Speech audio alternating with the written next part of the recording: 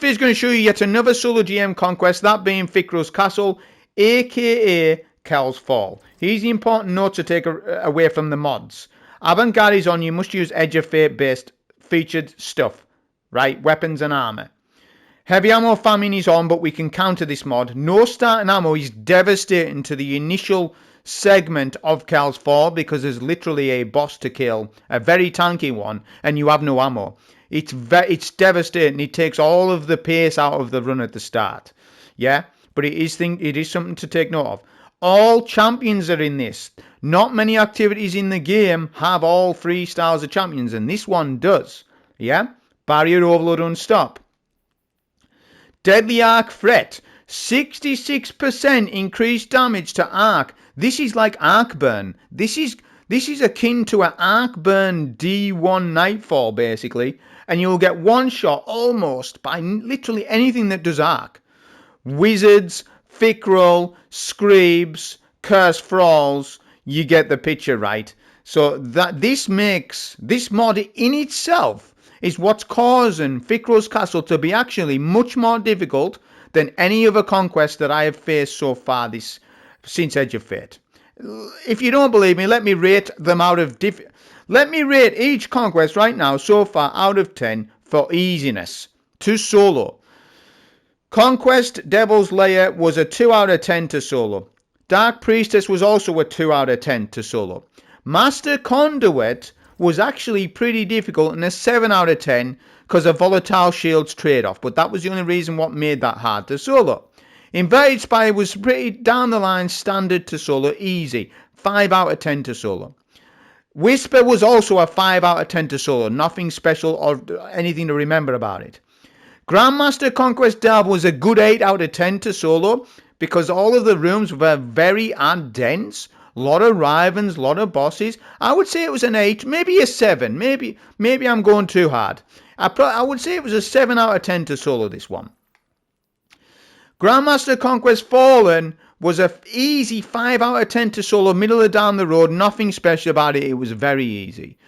Grandmaster Conquest Glassware, I was anticipating it to be very hard, and it wasn't, because Brawn and Glass Cannon were on, making it significantly easier than what it should have been probably, and it's probably also a 5 out of 10 to solo. So you've had the point reference, right? This is, so far out of all of the conquests, the hardest one to solo by a million miles. I would say this is a good 9 out of 10 to solo, right? Because of Deadly Arc Threat. It really is more akin to an old school GM. And people are clambering for old school GMs. Well, alright, here's one for you. Go and do it then. And go and do it on repeat then. If that's really what you want, which I suspect that's not what you want. But people do keep saying, I want old GMs. Well, here they are then, dude. Go and do it. And you'll find how annoying this damn mission is. And then you'll question yourself and think, is that exactly what I want? It maybe isn't what you want. So don't always wish for something that you want that you might not want. Alright? So this is not for the faint-hearted to solo. I recommend if you've got a faint heart, you leave this alone and only Fireteam LFG it. Alright, that is my advice in actual fact. Savathûn Spire will be even more difficult than that one, although you can cheese this.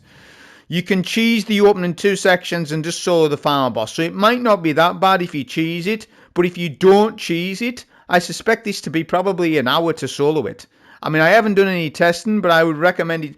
I would anticipate it to be probably 50 minutes or an hour to solo it. I'll return to this at a later time or date when I've got time. Today, Bungie is going to be updating the leveling processes. I believe so, right? That's how I read it. That there's going to be some update today, so I'm going to check out the update and the patch notes today to see if there's anything majorly changed, and if there is, to report to you with a video, right?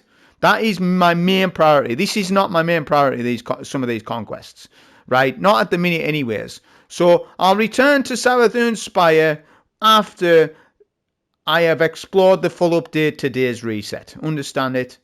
And obviously we'll explore these as well, the ultimates, right? I'll need to level up a bit more for these. That's what I'll need to focus more on this week. So you now get the picture, right? You need to play properly in this. You need to run meta.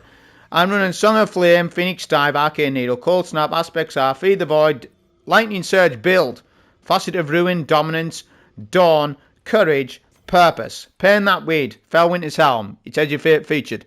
It's probably a meta conquest build, to be honest. It's one of the best builds for conquests. I'm using Mint Retrograde, the exotic version, Ahab Char, and Aurora Dawn. Yeah, all these weapons done reasonably well in this, especially the exotic Mint. It done incredibly well for me in this run, right? Remember, there's 3 styles of champions, so we got double overload. This will stun barriers and unstop, so we've covered our bases. If not, I pop a Song of Flame, and that will then stun my unstops if I would need to do that. Here's the armor mods. So the important part to take away from this is, I mean, Stasis Siphon's critical for this because it allows me to dip into Aurora Dawn Frost Armor gameplay, right? So we're going to get Frost Armor via Artifact. And it's just nice to have a Stasis Siphon on while we're doing our sword gameplay in a very tanky style of Kel's Fall. Double Arc Resist must go on for the run. I have questions of late asking, why don't you put generation mods on? Do you see the problem with that, lads, or not? Do you see it? You should see that from a mile away. If you see anyone in LFG and they're rocking ammo generation mods in a -40 conquest, you really want to have a conversation with them and say, what are you up to with that?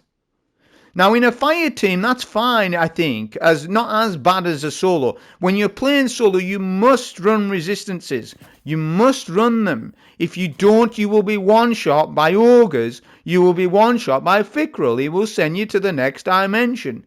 You shouldn't run generation ammo mods in conquests, especially solo. You are throwing if you do that.